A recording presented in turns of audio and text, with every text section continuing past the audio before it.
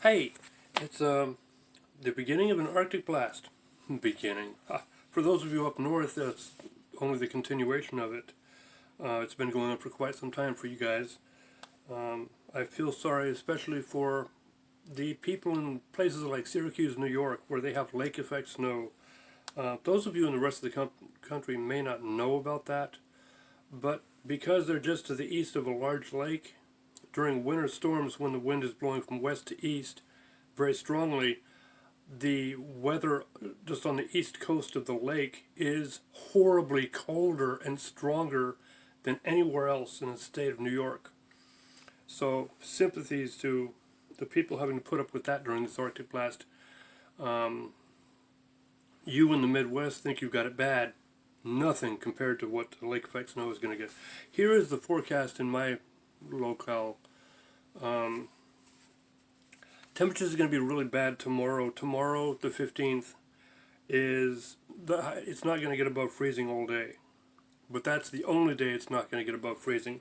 They say we may have snow, but because of the fact that it's not been staying below freezing for more than even 24 hours in a row, the snow's not going to stick. So we're going to have snow that's going to turn into slush when it hits the ground, or actually into water.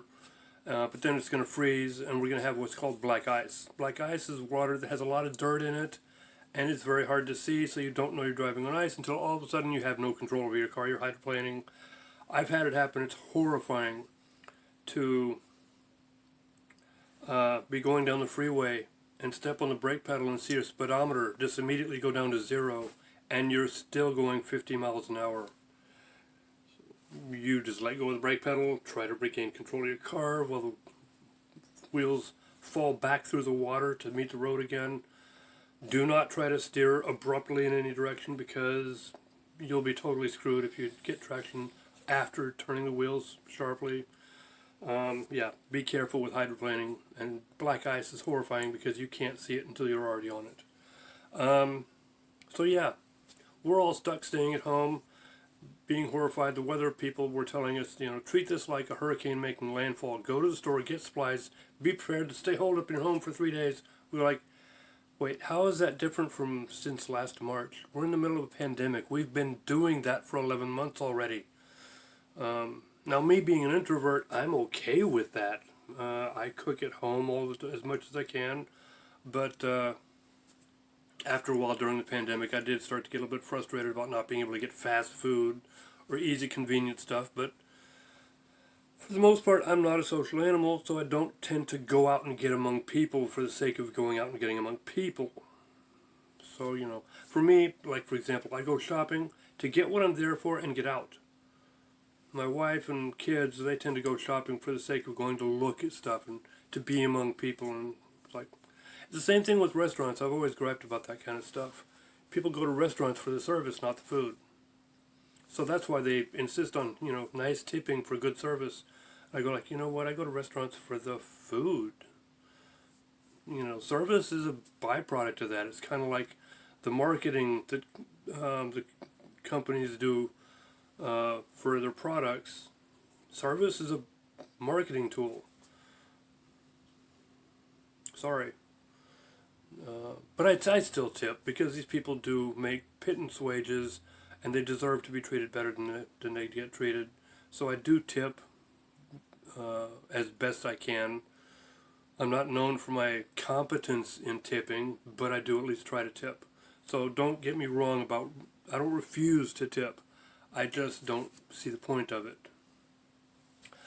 Latest things that happened on Valentine's Day, my wife got me these mini mint chocolate moon pies. They're actually really good. They have a nice fragrant minty flavor to them. You notice they're chocolate cookies, not the graham cracker that we're accustomed to.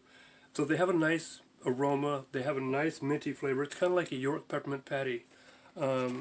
Unlike the strawberry ones that turned out to be fairly lame. I just panned them because they're just not that noticeably different. But I wanted to show off a size comparison. These are the minis, and this is a full-size moon pie. You can see, note, they don't skimp on the marshmallow padding. They make them nice and thick. So that's the difference with that. But yeah, I finally got a hold of the mint chocolate moon pies, and they're actually quite good. So if you go to the Moon Pie store, this is something to try. What else is in the news?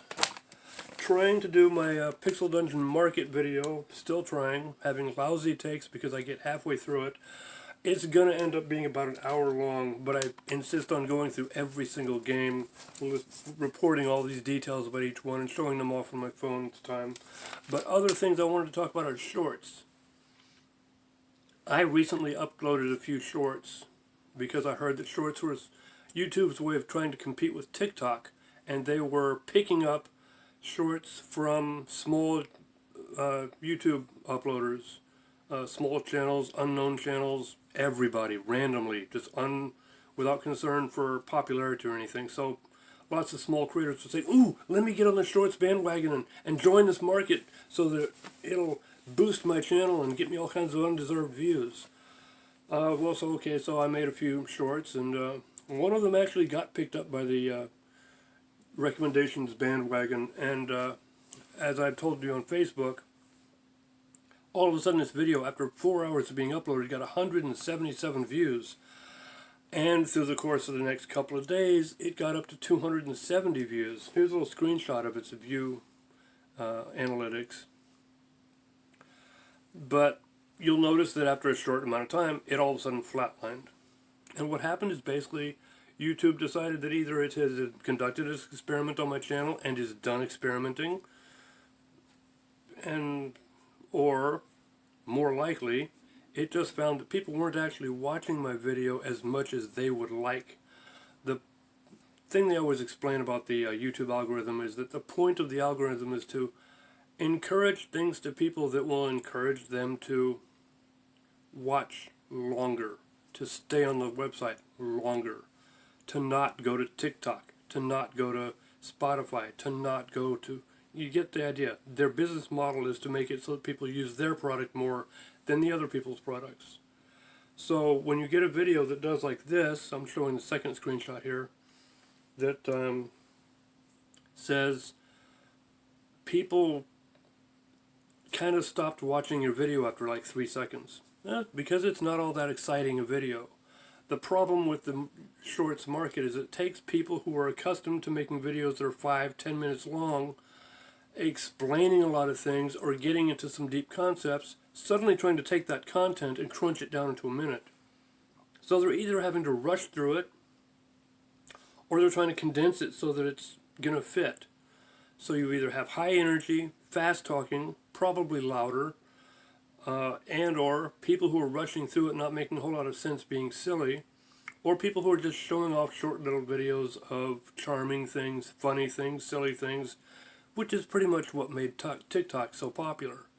I remember when TikTok was getting a lot of crossover views on YouTube videos, people would upload TikTok video compilations onto YouTube. There were mostly a lot of prank videos that were fairly short, but nice, funny acting and people hamming it up. But you know, that's the kind of thing that you got. So with YouTube doing shorts, you got a lot of people who are accustomed to doing 5 and 10 minute presentations having to crunch their presentation down to a minute. I did one like that. I did one on It's a Wonderful Life that tried to explain something about Zuzu's pedals. And I figured it was going to take like 5 to 10 minutes to present my context and explanation. And so I tried to crunch that down into a 1-minute video, and it really, really feels rushed. Not very high energy because I'm not a high energy presenter. Also, it wasn't really louder because I don't get loud. But, excuse me. But it was rushed because I had to condense all the material, save as few words as I could to get the point across, and not really elaborate on things. And I think that's what made it suffer. Of course, YouTube recommendations just didn't pick that one up, which I'm not really that surprised by. The other thing about the one that made it and was dropped was that it was not visually interesting. It was a little interesting because it showed good graphics, but it didn't show a whole lot of change. The It's a Wonderful Life one changed a lot. I showed a lot of different GIFs, so I kept moving the screen around.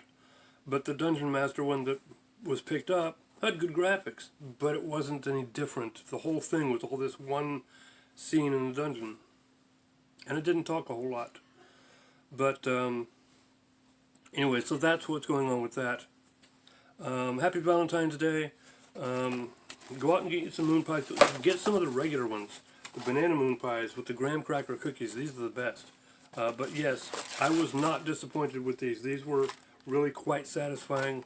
And as you can see, I haven't eaten all of them yet. I'm trying to make them last all day. Oh, and by the way, this is the last moon pie from what my father gave me on my birthday. So they lasted this long. But yeah, going to start a new channel. Gaming. Probably going to try to see if I can move my gaming videos over to that channel. I'm going to do a bunch of stuff on Dungeon Master. I'm going to start mapping out the dungeon and showing how to do mapping. And then I'm going to collect my maps that I make and put them on this dungeon scroll thing so I can put PDFs on a final presentation of the Dungeon Master game, and provide links to them. We have probably on my blog, so I can put the link in the video to the blog page. But yeah, that's what I'm going to do with that. Make a different channel for it because, again, it'll be for my gaming stuff to be kept separate from my other stuff, my booktubing, which I'm not really started with yet, my my vlogging, which again is sporadic. You know, YouTube has trouble being able to present or recommend a channel if it's all kinds of sporadically different stuff. It tends to be able to recommend a channel that's all one stuff. So I'm going to make a channel for gaming and do my gaming stuff there. And look, here's the t-shirt that my dad got me for my birthday.